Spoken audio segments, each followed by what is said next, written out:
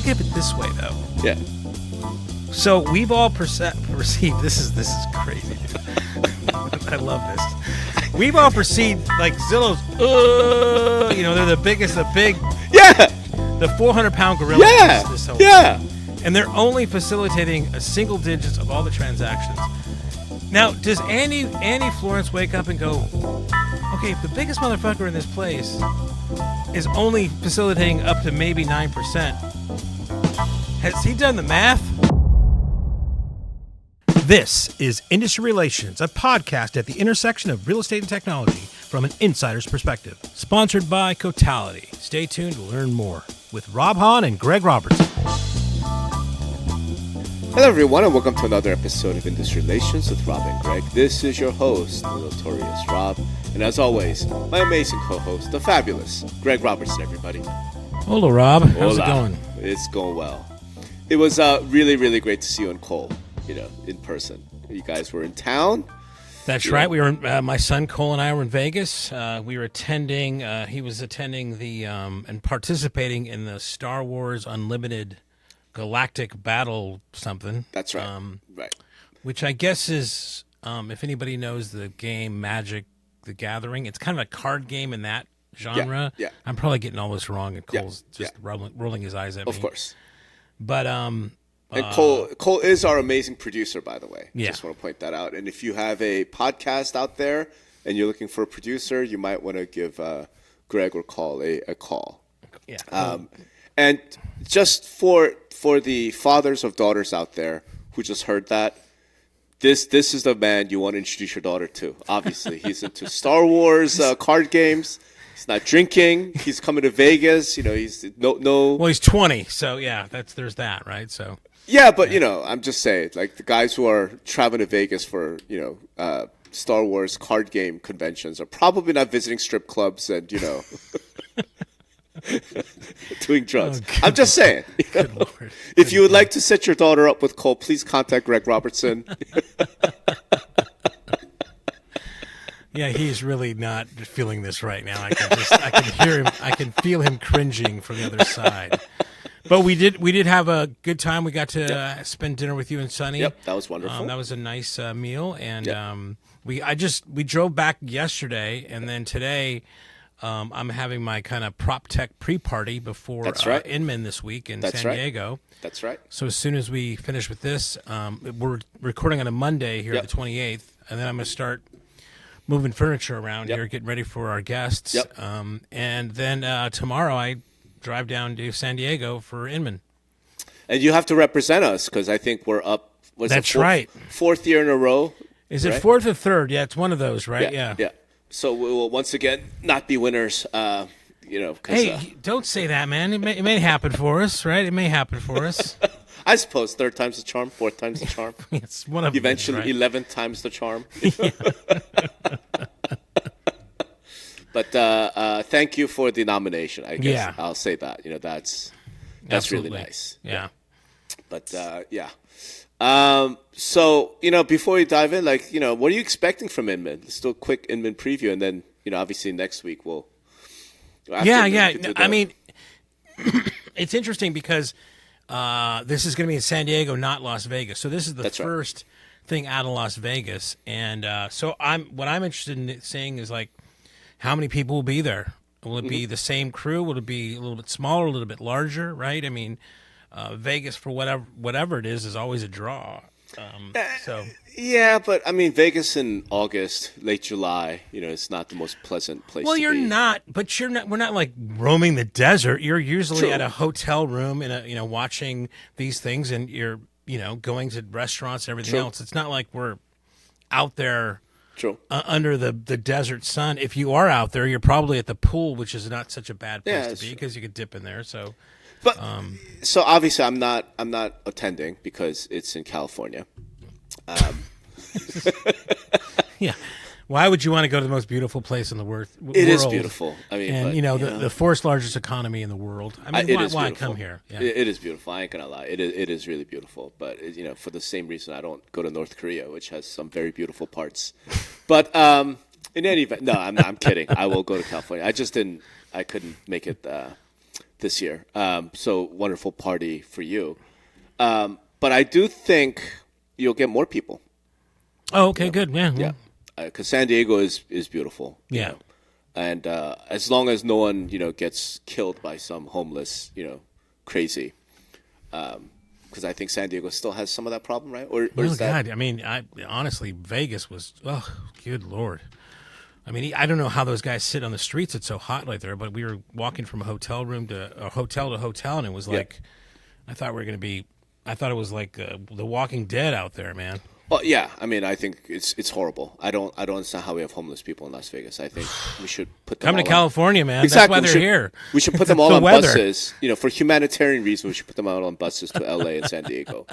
But the Strip is an armed camp anyway, so it's pretty safe because Las Vegas knows where the bread is buttered.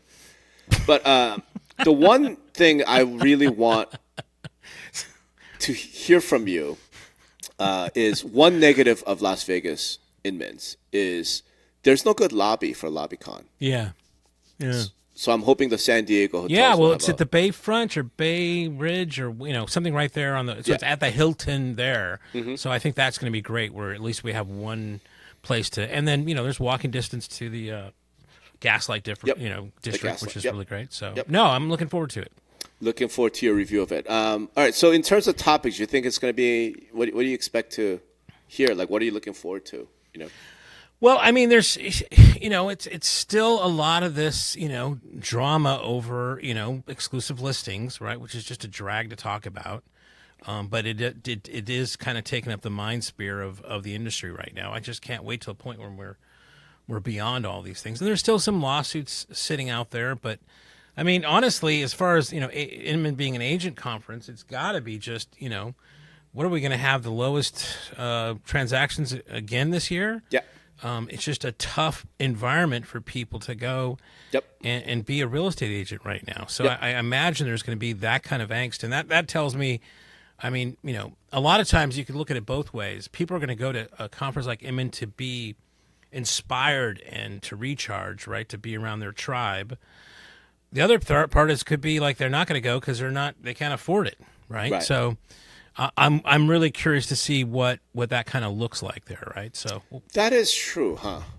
When I said there'll be more people, I wasn't thinking about the economy and the health of the industry, which is not great. So maybe it'll be fewer people. Yeah, we'll see. We'll see. All right. I mean, I'm curious what the drama and the fireworks will be. I'm sure there'll be something. I'll be sure to sniff it out here, and I'll be in the middle of it. That's right. But not causing any of it, but reporting on it. But speaking of drama and fireworks, I mean, last week we couldn't really get into I'm going to say probably one of two premier dramas, going on right now. I mean, you mentioned a couple lawsuits. I think it's probably the Zillow and Compass lawsuit. Yeah. And the Compass and Northwest MLS lawsuits are the two big ones, right? We didn't really get to talk about the Zillow one. I've already posted about it. I know you've taken a look at it. So I'll just start what's your take on the whole Zillow's defense here? Well, I mean, as soon as I saw the news, I just went and Googled one of those signs you see in restaurants sometimes that says, we reserve the right to refuse service to anybody, right? And there's already NAR policy that says that they can, put whatever listings they want on there. So there's nothing that's, saying that is, that's doing that. So, I mean, they're just, operating in a sense of what they feel they can do. And, their brand has been about consumer transparency. We could put aside when they were buying listings, when they were selling listings themselves, because there's some things on archive.org where you can look back and it sure sounds like a lot about Compass's talking points. But putting that aside, I think they've got a good case on it. I don't know if I think your angle was okay, they've got the points there, but the strategy was a little bit wonky, right? And what did you mean by that? So I'm kind of with you. I think from a legal standpoint, Zillow probably has a very strong case, right? I mean, you never know, right? We have to see how things progress. But I thought, Zillow has a reasonably strong case on the legal front. What I didn't understand, though, was the overall strategy, right? And some of the choice they made tactically as well. So strategically, one of the key arguments that Zillow makes is that they're not a monopoly, right? And I think you and I got into a screaming argument about this recently because you think Google's not a monopoly. You don't think anything's a monopoly, basically. No, I didn't say that. But so I'll just read. I mean, and you were the one that kind of educated me on this, and like I said, Matt Casalvo knows really the most educated guy about monopolies. But there you can have monopolies. It's just some are illegal, some are legal, right? That's right. So there's different definitions. That's all I was trying to get across. Okay, yeah. So what Zillow argues is not that. They don't go, yes, we're in a monopoly, but we're a legitimate monopoly because of all the wonderful things that we've done, right? What they argue is that they're not a monopoly. So I'm just going to read from the actual motion. Okay, all right. And what it says is, here Compass advances no direct evidence of market power, such as increased price or reduced output. Instead, Compass principally alleges that 64 to 66% of home buyers and sellers visit Zillow. And then this is what I was like, those figures are not market shares and disregard the fact that Zillow facilitates only a single-digit share of for-sale transactions. Okay? That's what they argue. And I'm saying, okay, from a legal standpoint, I could understand why they're arguing that, right? Because if you're not a monopoly, then you don't have this duty to deal. Like, it's kind of fits in that way. But I'm saying strategically, why would you claim this? Right? So there are two things about it. One, well, I mean, you're going to claim it because you're going to, you want to use that argument for anybody that brings the monopoly argument, right? Which maybe they feel that they have some chinks in the armor there, right? So that's why you're going to kind of stay with one messaging thing there. And then just to put a finer point on it, and again, you're going to say, like, I don't think anybody's a monopoly, and I'm going to steal this from another podcast that Cole and I were listening on the way back to kind of compare ours to theirs. Yeah. If Zillow shut down yesterday, would the number of houses being sold decrease, increase? No, that would have no impact. So it's kind of like it would have no impact. So it's kind of like, can you really be in a monopoly if there's really no impact if you're gone? Okay, let's just say no. I'm going to go with you. No, okay. You cannot be a monopoly if there's no impact when you're gone. I mean, Homes or Realtor or just all the thousands of Realtor websites out there are going to fill that vacuum. I mean, it's like, are they that, to me, a monopoly is like if SCE shuts down, we're fucked, right? Who's the SCE? Who? Southern California Edison. I mean, our local power, those kind of like, right. Yeah. I mean, it's just, it was posited on other podcasts. I thought, that is really interesting. I never really thought of it that way. Right.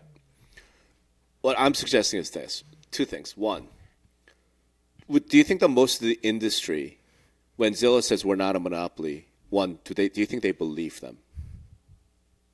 No. Okay, so that's one. Two, if after hearing this or after hearing you say what you just said, how then does the industry regard Zillow after that? A vendor. Well, no, beyond just a vendor. I think what the industry then says is, oh, I see. So you're powerless. You don't matter. Right? To your point, if Zillow went away tomorrow, like there'll be zero change, zero impact on the number of homes sold. Well, it would be on the number of homes sold, sure, yes. Right? I don't think it'd make any impact, really, no. But think about the impact of that strategically. Do you know what I'm saying? Like Zillow spent all this money, all this time, 15 plus years, whatever, right? And Errol's out there working his ass off, and all the people are working their tails off to try and convince the industry that they're really important. They're valuable, right? I mean, why are agents paying Zillow tens of thousands of dollars every year, right? Right, but okay, we're looking at a narrow. I mean, I'm positing this, so it's my fault here. But I'm looking at narrow. We're going to look at them as a monopoly in regards to home sales, right? Now, if I'm an agent and I'm a premier agent and my business I've designed my business to accept leads from Zillow, and I'm going to turn those leads into my home into business. Absolutely, it affects me, right? Because I'm going to have to do something else. They'll probably go somewhere else because Zillow is gone. They'll go wherever else. But as far as me as an agent, it does affect me as an agent if I've spent a lot of times honing my systems, honing everything I'm doing because I have this lead source, right? But then you have market power. What my point is, I mean, it's a very weird kind of dynamic in a sense, right? Right. So that's why it's so strategic. I don't understand this play, right? To me, it would have made sense if Zillow came and said, yes, we have market power, okay? But we got our market power through honest, legitimate means, right? We provide a great website. We spend all this money, right? And consumers like us. So yes, we have market power, but there's nothing, we're not an illegal monopoly, right? That makes sense, right? But for them to say, we facilitate only a single-digit share of for-sale transactions. Like, other people have claimed that. Do you remember when ARG back in the day, right? And brokers have been bitching and complaining for, 10-plus years that nobody buys a home on Zillow, right? If you want to sell a home, then you have to list with a realtor. If you want to buy a home, you have to contact the realtor. Like, that was the whole thing. Like, Zillow is just this middleman. Is their argument. And Zillow's always position has been, no, I mean, we provide this incredible value. We have 64% of buyers. Like, we have all the buyers, right? So you should come here. So for them to put into writing, put into print in an important case that everyone's watching, hey, guys, we only facilitate single-digit share of transactions. So what they're saying, it's probably a true statement, right? They're not going to make that shit up. Of course. Right? So let's unpack that a little bit. That's a little bit, I'm trying to kind of get it now, but so I imagine, especially on the Flex program, Zillow has to track how many listings that they, how many leads that they provided somebody that have actually turned into transaction because of them, because that's how they get paid. Maybe less on the other side, which is the premier agent or whatever. I don't even know if they have both, right? They do. Market-based pricing, yeah. Yeah, market-based pricing. So they've got to track that do they track that? They've got to. I don't know how they can. Okay, so maybe they don't, right? So they're really saying maybe they're just counting the Flex program transactions because they can count those, and they can't really say in a broad statements that the market-based ones are really turning into something. You don't have any data. So all they're saying right now is like, and that's a very interesting thing. Of the 4.5 million homes sold, or 4 million, right? They only have data to suggest that they've helped. Is that 40,000? Single-digit percentage. Let's say it's on the high side. Let's say it's 9%. Right. Well, so on the single. Okay. That's like 400,000. 400,000. No, that's not 9%. No, that's 50%. No, 4.5 million. Oh, 4 million homes are sold. Yeah. Right. Yeah. So yeah. Right. 400,000 transactions facilitated through Zillow. Right. Right. It's an interesting way of saying it, but it does show you like. You can still make a lot of money just by facilitating. Of course you can. Only 9%. Of course you can. A single-digit amount there. Of course you can. But it is. I mean, I think the reason they say that it's like, we may present ourselves. Everybody's. We talked about this before. This voyeurism. What is actually a buyer and what is not a buyer, right? Right. They have 200 million people go there a month or whatever the number is, right? Right. But if you really look at it, right? What are you so concerned about? We only do, we only do a single digit, right? It just lessens the argument of everybody, and maybe that's kind of a flex to them. In a sense, we know who we are, but if you look at it this way, it's really nothing. There's nothing to see here. There's nothing to see here, right? It's a bluff in a sense, right? Bluff how? Well, it's a bluff where they're gonna Compass or whoever's gonna come at them saying you're a monopoly. Zillow is such a big market power. And says, hold on, no, hey, wait a second. Yeah, we're a great company and everything else, but you realize we only facilitate single digits in this whole country. So what are you trying to argue here, right? I mean, I think it's kind of an interesting strategy, dude. Here's what I'm saying.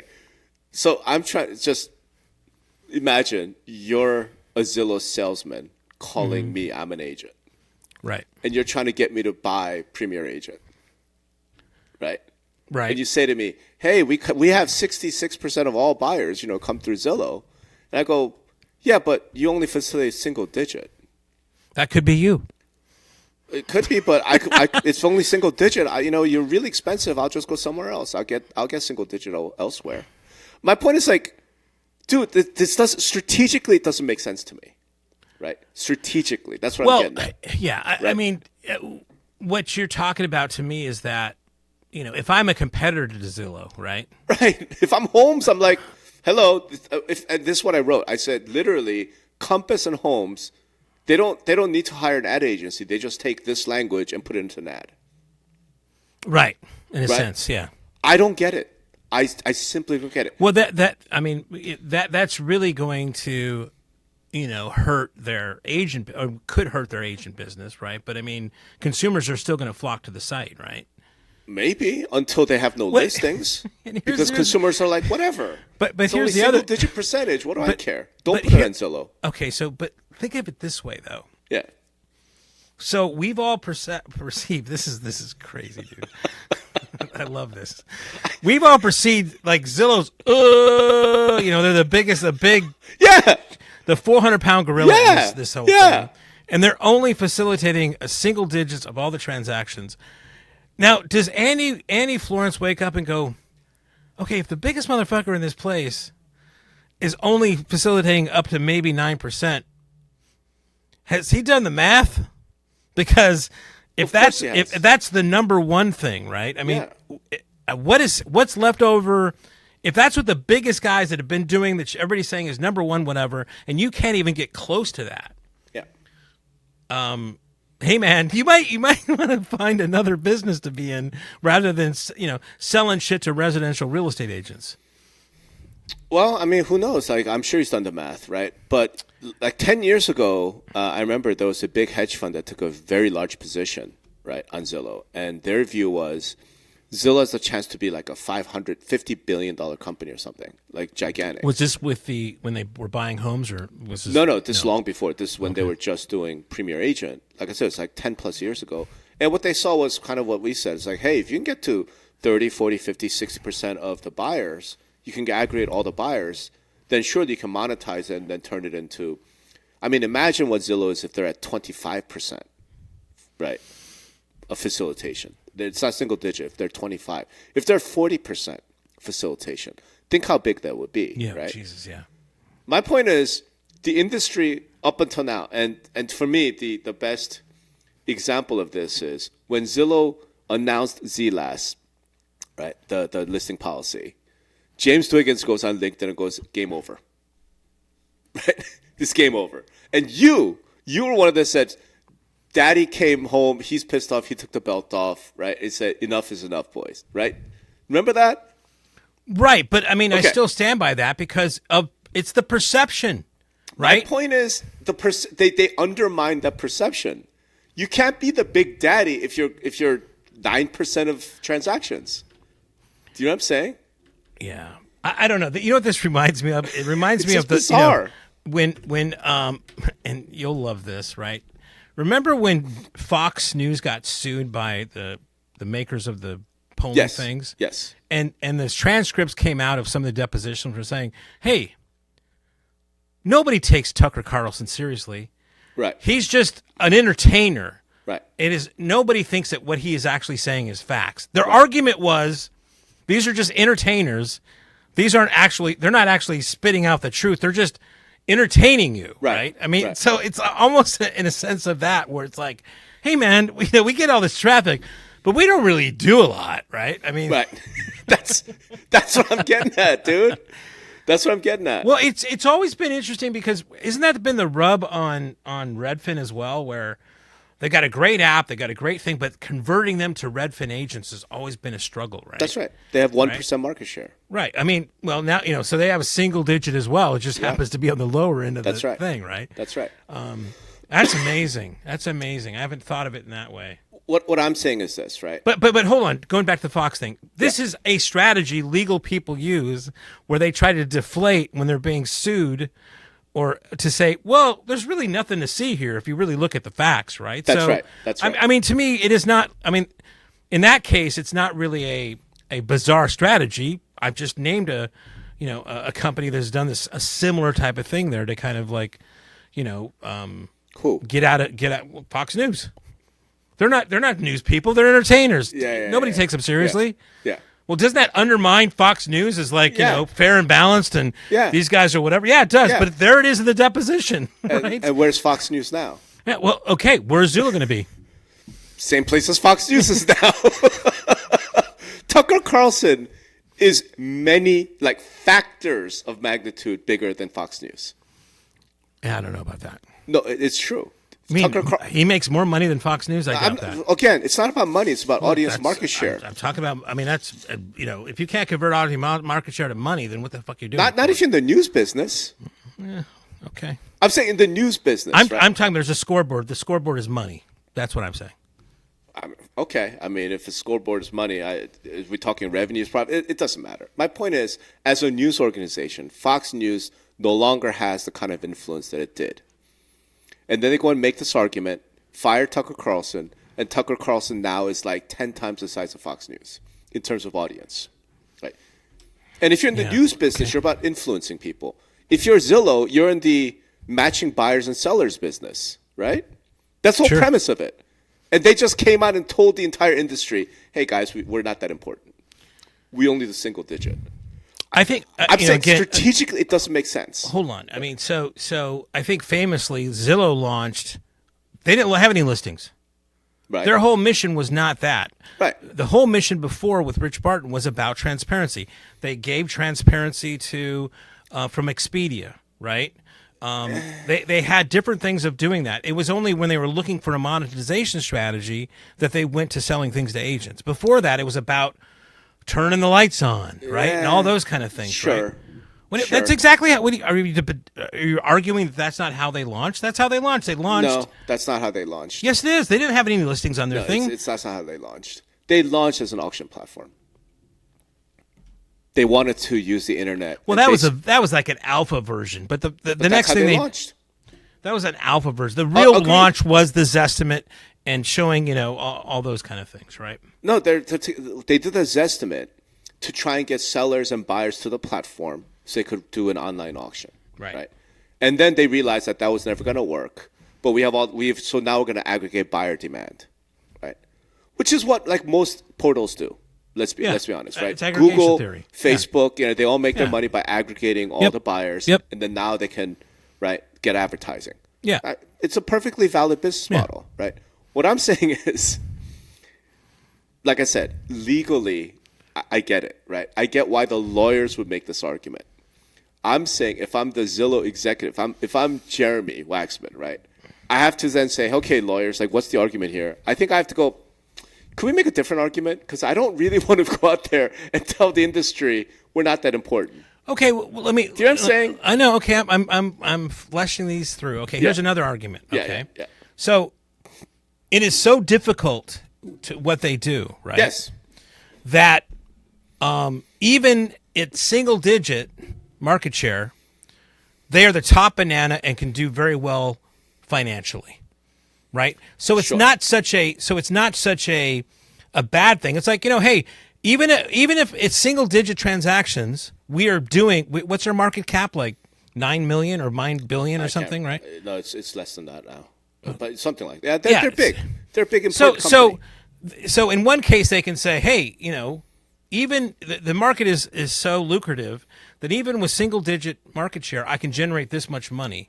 But if you're trying to argue to me that I'm the most whatever, well, I'm only facilitating. So, you could, there's a line to watch that. There's a line to walk on that, right? Sure. I mean, I guess. All that is doing for me, at least, it's like educating me on, that, hey, it doesn't take, in this business, it doesn't take, a big share of transactions to really do well. Financially, that is. Yeah, I guess. But again, when you guess, I mean, they're, But let's think strategy for a second, right? Think about how ZLast came about. Right. How did this entire thing come about in the first place? Right. It's actually written in the brief. Right. What Zillow says is we aggregate buyers. Right. We do transparency. Blah blah blah blah. Right. And they say we get our data from the MLS, from brokers, because we don't have our own listings. Right. And for them, it's really important that they have the freshest listings. 19.58 billion is for Zillow. Okay. It says. Yeah, they're huge. I mean, they're like I said. There's a reason why you thought they were Big Daddy. Yeah. Right. Especially because NAR is powerless. There's a reason why James Wiggins said game's over. Right. The reason why Compass is suing them. There's a reason why everyone did that. My point is, strategically, Zillow's like, look, we aggregate buyers, and then we generate buyer leads. That's how we make our money. Right. In order to get the buyers, we have to have the freshest listings. What Compass was doing was threatening that, right? So they went to NAR and they lobbied for clear cooperation policy to be strengthened, right? This is in the record, and you and I both know because we're in the industry, right? They went and lobbied NAR really, really hard. NAR not only said, no, we're not going to accept what they wanted was they wanted the office exclusive loophole closed, right? And NAR not only said, yeah, we're not doing that, they went the other way by creating delayed marketing. So Zillow's like, holy crap, under they reinvented this. Coming soon, yeah. Right.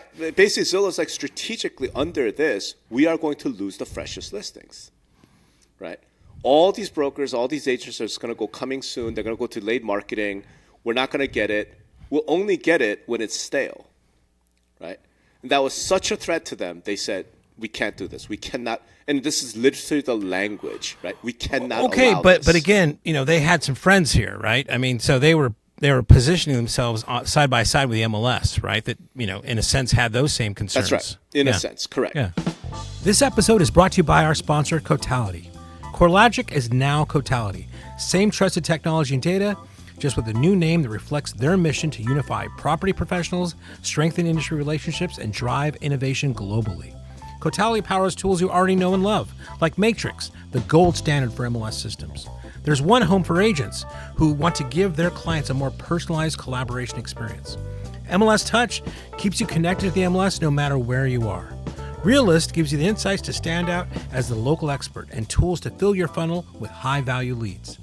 The new One Homeowner platform keeps you top of mind and delivers value long after the deal is done. Learn more at Cotality.com. Our thanks to Cotality for sponsoring Industry Relations. So they go out with that, right? And then now they're saying, we only do single-digit percentage. So here's what I'm getting at. This is what I wrote about. Well, okay. Prior to this, Compass was going, the reason why Compass sued, right, was they had a whole bunch of agents and a whole bunch of sellers. When they discovered, oh, wait a minute, you're telling me if I list with you and you do the 3-phase marketing thing, right, you're telling me my house is not going to be on Zillow. So, oh, no, we're not doing that. Screw that, right? I'm pulling my listing. Yeah. I'm going to go with somebody else. And the agents, therefore, said, you know what? That is not a risk I'm willing to take. Compass, see you later. It's been nice. I'm going to go over to whatever, Kelwood, right. Somebody else, right? That's why Compass is suing Zillow. They're like, holy shit, the thing we wanted to do, Zillow has so much power that they stopped us from doing it. They're hurting us. Their perception of power they have. They have a perception of power. Sure. We were just talking about that. We think there's power there, but it's only a single digit of all the transactions. That's my point. It's a perception. Okay. That's my point. So my point is this. Okay, so going forward after this, even if Compass loses this case, right? Seller says, oh, wait a minute. Are you telling me that my house is not going to be on Zillow? And Compass goes, Zillow says only single-digit percentage. We'll make that up. Don't worry. Yeah. Again, do you think? But the problem is that I think any seller is going to go, yeah, okay, but I still want it on Zillow, right? I mean that perception. Yeah. They might. Let me put it this way: it is now much easier for a Compass agent or for Compass to go, you don't need to be on Zillow. Right. It's single-digit percentages. They could make that argument. Yes. Yeah. How many people are going to buy that argument is a whole other question. Well, right? when Zillow itself says a bunch of our users are just they're there for entertainment. They said that too in this brief. It's true. No, yeah. In this group, they literally say, how else? I mean, that's pretty. I mean, there's only 4 million homes sold. They got 200 million a month. Of course, there's fucking. That's a big ass delta, right? But okay, there's a second thing I need to bring up. Right. Okay, remember you and I had this conversation. I don't know, a few weeks ago, right? When I started talking about like car shopping, right? And I said, I don't know about you, but I go to like 4 different car websites. Yeah. Right. And I said, I wonder how many people use multiple websites or apps when they're searching for a home. And there's no research on this, right? Here's Errol Samuelson in the declaration that's attached to this. Zillow's analysis shows that many of our consumers also search for homes on other real estate platforms, brokerage websites, online channels like Google and Facebook, and others. Further, Zillow's audience is made up of different kinds of consumers who visit Zillow for different reasons. Now, Zillow could win this case. Yeah, I'm making that clear. Legally, from a legal argument standpoint, it's very powerful. Zillow could win this case. I'm sitting here like, this is essentially advertising copy for Homes and for Compass. Okay. Right? This is also reminding me of another thing, another analogy, okay? I remember when Steve Jobs launched the iPhone, right? And he was going through the whole thing, and basically was talking about, he kind of made I don't know if it was a launch or it was after the launch, where he talked about autos like BMW, Mercedes-Benz, Bentley or whatever, those kind of brands, right? And BMW has 5% or 3% of the total market share, right? It was all about a market share because everybody was saying, well, the market share right now is BlackBerry or it's Android. Right. Or Nokia or whatever. We sell so many more Android devices than they do iPhones, right? Yeah. So it's like at some point, I guess the point he was making is that, if you have the right customers, right, market share, he may not have, the iPhone may not have, they might only have a sliver of the market share, 10% of all the mobile phones in the world. But there's still a perception of that being a high quality, high quality product that people want, right? And and you can still make a business even off that. And it turns out that people that use the iPhone are also the most profitable customers to have, right? Yeah. So if I'm Zillow, I could take maybe the same type of tack. It's like, just like the iPhone, we don't have the largest market share, right? No, but we've got, I think, the best customers. It's a little. There's something there. No, there's nothing there. The two businesses are completely different. Let me put it this way. If you're talking about a market share, I mean, I've heard these market share kind of comparisons in other businesses as well. That's all I'm saying. I guess what I'm getting at is, if you're marketing a luxury product, right? And the classic example I think is like Fendi or Gucci bags, right? They limit production for a reason. Right, because they need to create scarcity in order for the brand, in order for the product to have this cachet where they could charge a premium. Same thing for a Porsche, right? If there are 5 million Porsches sold every year, no one's going to think that big. It's like, whatever, it's a Porsche. It's just like a Toyota, right? Porsche like intentionally says, we're only going to do 8,000 cars, right? Now, some of it is because, whatever, the engineering, the quality, whatever. But some of it is strategy. And this is just well known for like luxury brands and luxury products. You have to create scarcity, right? Zillow's not in the luxury business. It'd be one thing if Zillow was like, we only do high-end luxury. You know who's actually that? Compass is more that. Right? Yeah. Or concierge auctions or Sotheby's, some of these guys like, we only handle the ultra Christie's. High end. Right. We're only, Yeah, so we don't have market share, but we only handle the, whatever.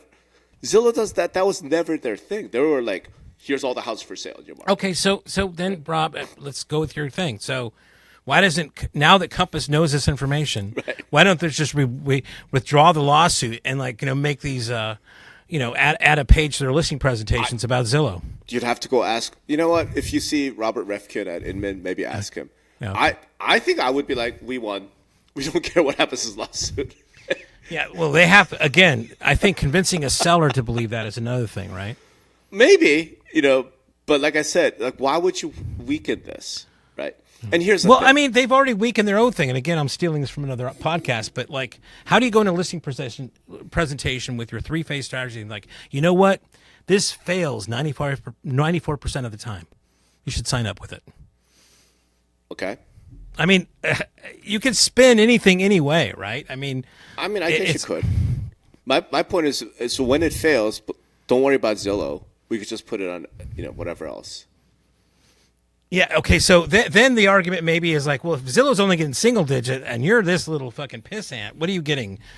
0.005 basis points. It'll be in the MLS. 99%, whatever, 96% are all being done by realtors. He doesn't want to be in the MLS either, right? So no, he does eventually.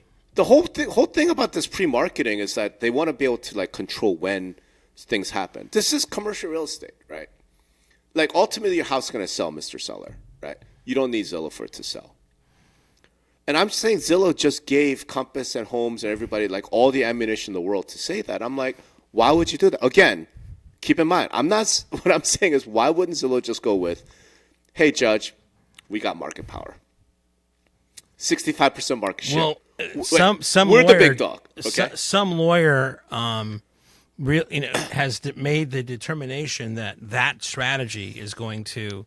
Obviously. Yeah, so that's why, right? And what I'm saying is, if I'm Jeremy Waxman, if I'm general counsel at Zillow, if I'm Zillow, I have to go, I get why you want to make that argument, but let's not make that argument.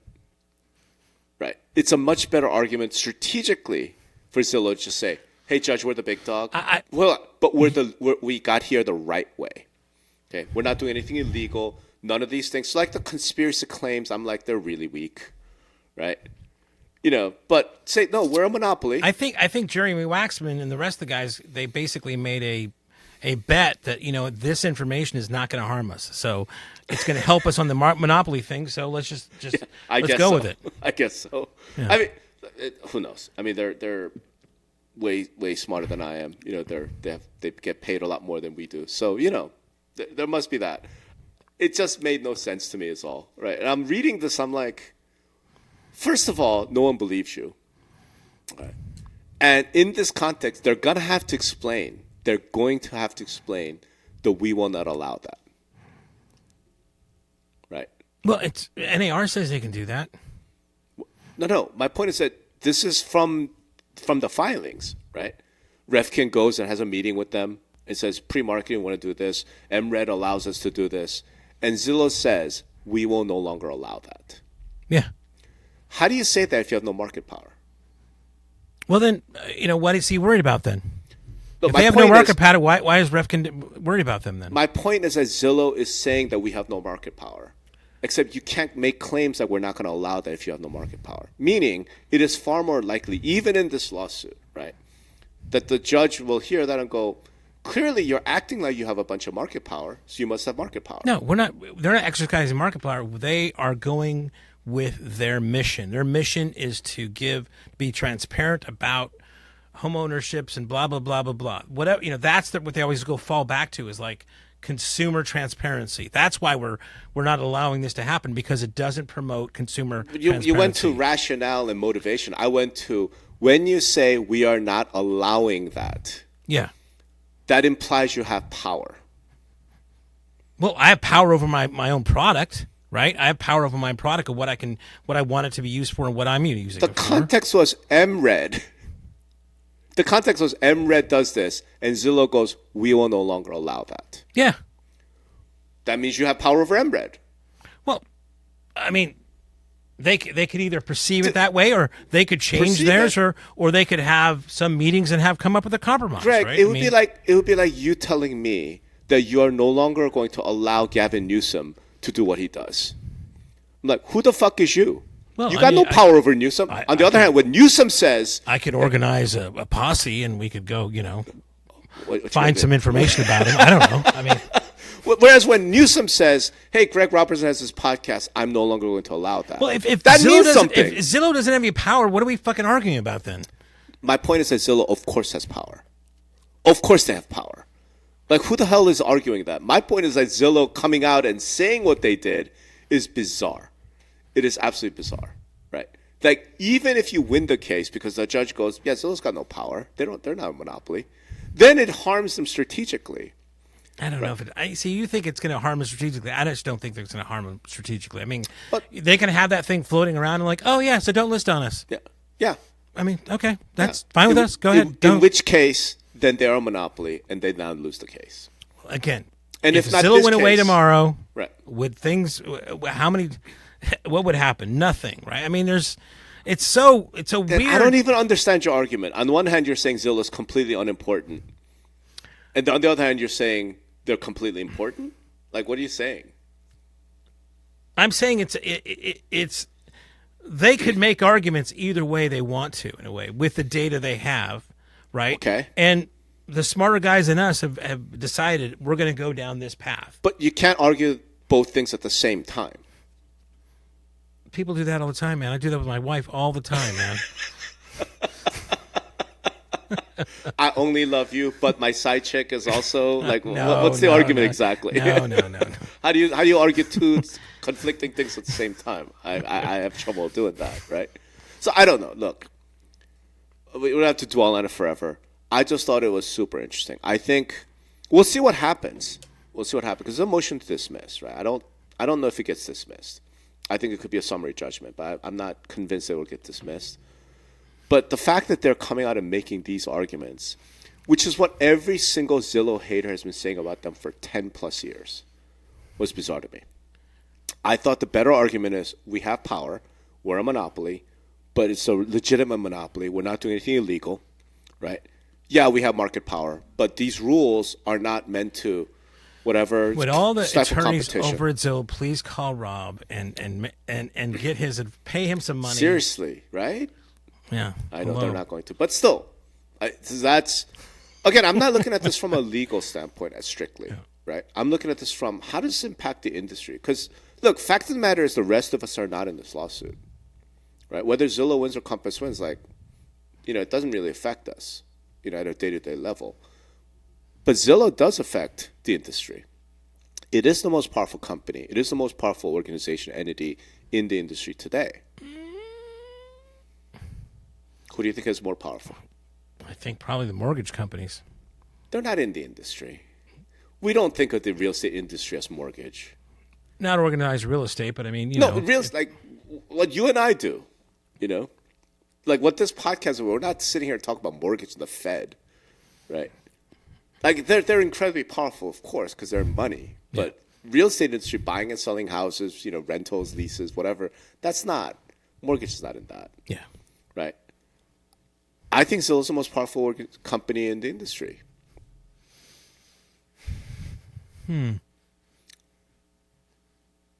I would NAR?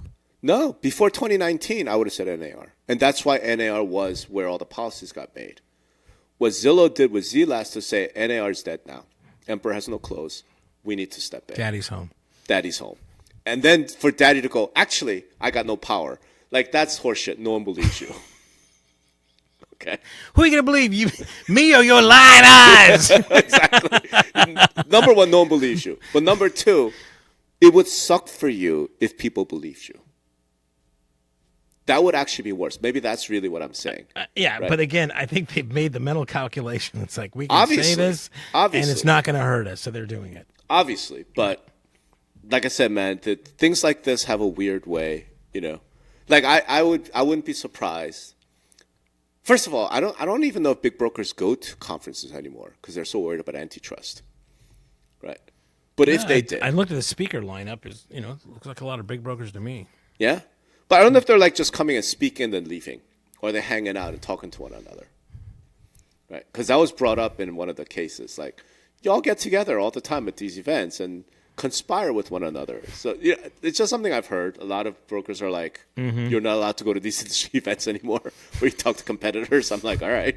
But if they did, And they start going, so Zillow's really not that powerful, huh? Right. It's one of these self-fulfilling prophecies, my point. Right. We'll see. I mean, again, this is out in the ether now, and if people want to pick this up and run with it and see how it plays, then they can, make a page in their listing presentation and go for it. It would be really interesting. You know what? Let's do that. Our listeners, do listing presentations. So if you think this works, then please let us know. Or if it doesn't work, if the seller's like, screw you, we're talking about Zillow's a monopoly. If they come out, Zillow is real estate, so that's ridiculous, then that's a whole other thing.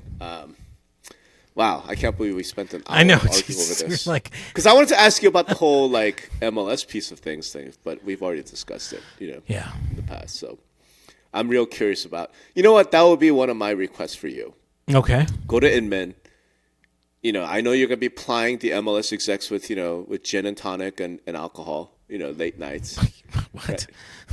I'm really curious if the MLSs, because to your point, this was seen as Zillow's taking the side of the MLS. Yeah. Okay. This lawsuit has now made it abundantly clear. It's not. Right. Are the MLSs asking about that? Do they have a change of perception? Are they talking to Zillow? It's so you guys are going to take data feeds, apart from us? I'd be real curious what the... Yeah, that's a little bit murky right now still. So I want to ask about that because that is interesting. Correct. And in that context, ask them this. And maybe I'll ask you, and then you could ask them because we have still a few minutes left. One of the things that came out of this brief, out of this response from Zillow, was that EXP and Zillow, the announcement that they did, the partnership, blah, blah, blah. EXP signed a data feed agreement with Zillow. Okay. Why? We'd have to ask Leo or somebody over there. If I see him, I'll ask him. Ask him, because if the point is that we want everything to be on Zillow, we want everything to be public, then your MLS feeds Zillow. Just make listings active. Why do you need to send a separate data feed to Zillow? Yeah, I don't. Again, there could be for some various reasons, but I don't know. I would love to know the reasons. Yeah, it's not like we've heard. If we heard the announcement that EXP is no longer going to be sending leads through the MLS to Zillow, but from their own feed, then I would be with you. I'd understand that. That's crazy, but without any context of what those feeds are going to be for, right? I don't know. Right, because again, if it's active, it's going to Zillow. Right. So why do they need to send a feed? That's the question. That's the question. Yeah. Right. Is it because you have exclusives that you send to Zillow separately? What's that about? Right. And I think the MLSs probably have some questions around that too. And maybe they've already asked Leo, ply them with alcohol, see what you could, You make me sound like some sort of secret agent that is tuned into the ways of getting people information from people by. Hey man, you and I both know the real conversations happen off stage. It's all hallways and it's all, lobby con, it's all bars. So, and you're the master. You're absolutely the master at that scene. Yeah, I don't know about that. You are. So, all right, let's end there. If you are attending Inman and you want to get with Greg and tell him the real scoop, I strongly urge you to do that. I might be in the lobby bar. Might be. Just a few times. In any event. All right, cool. Thanks, everybody. Like I say, thanks, everyone. Great to see you. Can't wait to see you again. And thanks, everyone, for listening to us yammer on. All right. Peace, everyone.